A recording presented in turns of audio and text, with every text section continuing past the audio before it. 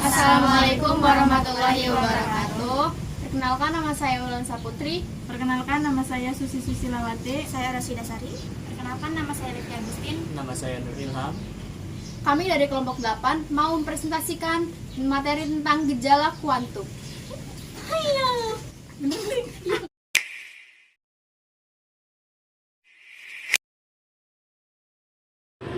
Yang meliputi materi gejala kuantum yaitu radiasi panas, efek fotolistrik, efek Compton, dan sinar X.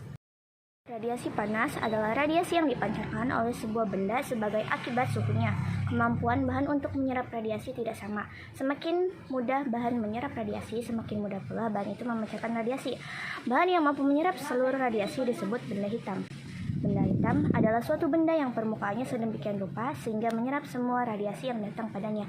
Tidak ada radiasi yang dipantulkan. Kedua, ada intensitas radiasi yang dikemukakan oleh hukum Stefan Boltzmann. Jumlah energi radiasi yang dipancarkan oleh suatu permukaan benda hitam sebanding dengan luas permukaannya, serta pangkat 4 suhu mutlaknya. Rumus dari hukum Stefan Boltzmann yaitu P yang berarti daya atau energi, dan A yang berarti luas, dan O tetapan senyawa Stefan, dan T pangkat 4 yaitu suhu mutlak, atau I intensitas radiasi, E emitivitas, dan T pangkat 4 suhu mutlak permukaan benda. Nah, berikut ini contoh soal radiasi panas menurut hukum Stefan Boltzmann. Soalnya yaitu perbandingan jumlah energi yang dipancarkan tiap detik oleh benda hitam pada temperatur 300 Kelvin dan 900 Kelvin adalah pilihannya yaitu A 1:243, B 1:81, C 1:27, D 1:9, dan E 1:3. Nah, untuk menyelesaikan soal ini kita tulis diketahuinya terlebih dahulu. Jadi di sini terlihat benda hitam pada temperatur 300 Kelvin, yang berarti diketahui yang pertama di sini T1 300 Kelvin dan T2 900 Kelvin.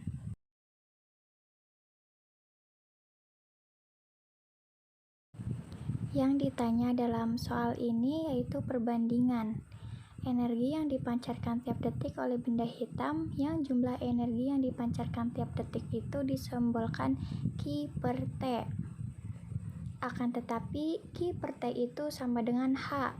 Jadi di sini adalah membandingkan, berarti ada 1 dan ada 2, yang berarti H1 dan H2. Jadi yang mana kita bandingkan tentunya perbandingan antara suhu 300 Kelvin dengan suhu 900 Kelvin.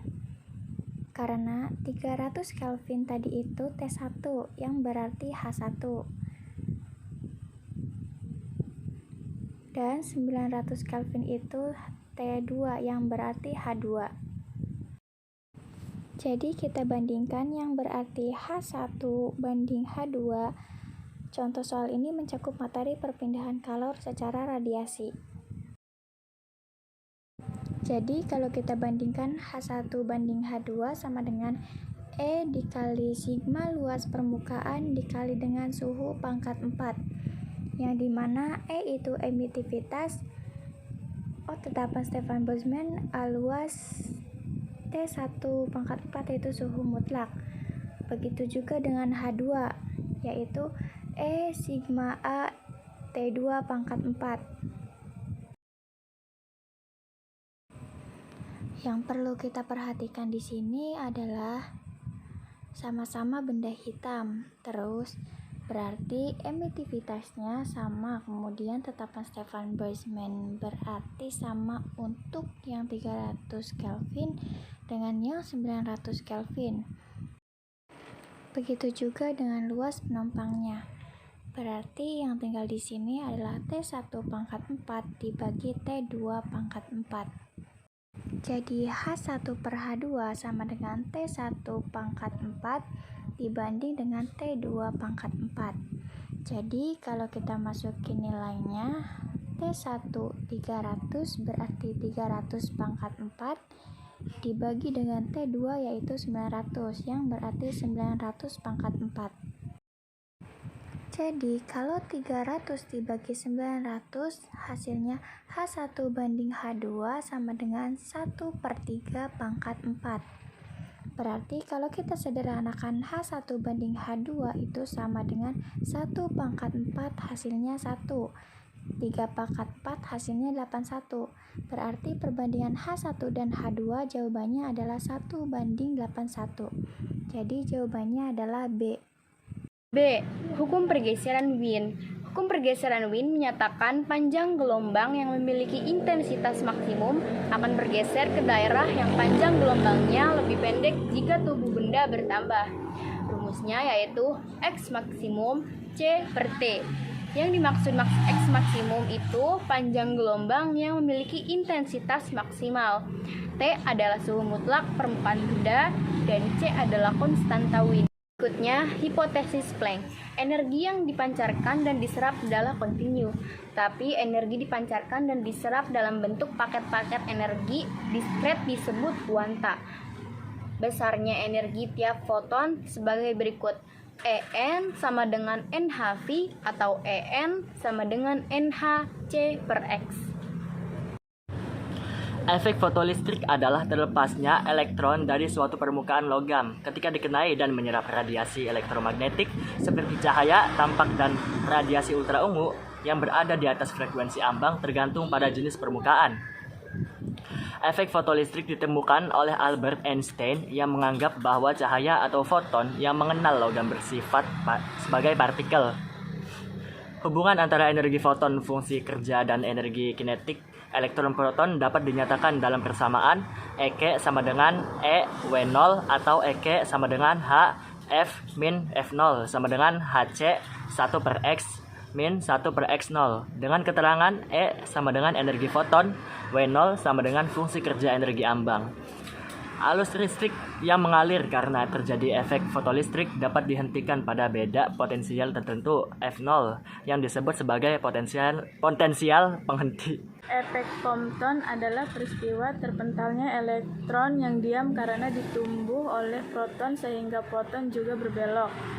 Efek Compton menunjukkan bahwa cahaya terdiri dari foto yang bersifat sebagai partikel seperti hal yang ditunjukkan pada efek fotolistrik.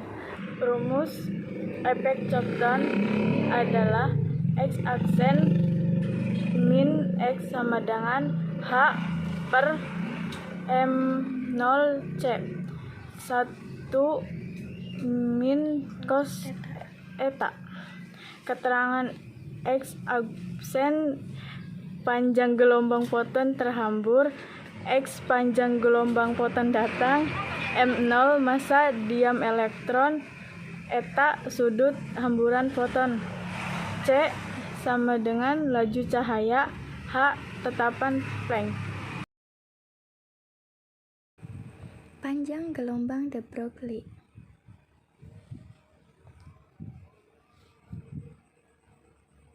Panjang gelombang de Broglie berdasarkan peristiwa efek fotolistrik dari Einstein yang kemudian didukung dengan percobaan yang dilakukan oleh Compton telah membuktikan tentang dualisme cahaya,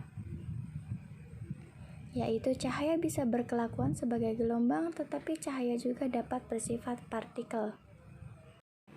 Pada tahun 1924, Louis de Broglie mengemukakan pendapatnya bahwa cahaya dapat berkelakuan seperti partikel, maka partikel pun seperti halnya elektron dapat berkelakuan seperti gelombang. Partikel yang bergerak dengan kecepatan v memiliki momentum P sama dengan m kali v, atau secara relativistik dituliskan sebagai berikut. Oleh karena itu, C sama dengan F lambda, maka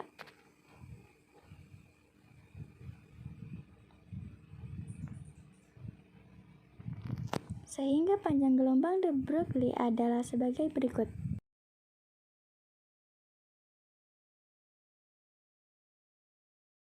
Untuk menguji hipotesis yang dilakukan oleh Louis de Broglie pada tahun 1927, Davidson dan Jenner di Amerika, dan J.P. Thomson di Inggris melakukan suatu eksperimen dengan menembakkan elektron berenergi rendah yang telah diketahui tingkat energinya, kemudian ditembakkan pada atom dari nikel yang diletakkan dalam ruang hampa. Berdasarkan hasil pengamatan Davison dan Jenner terhadap elektron-elektron yang terhambur, ternyata dapat menunjukkan adanya gejala interferensi dan difraksi. Dengan demikian, hipotesis de Broglie yang menyatakan partikel dapat berkelakuan sebagai gelombang adalah benar.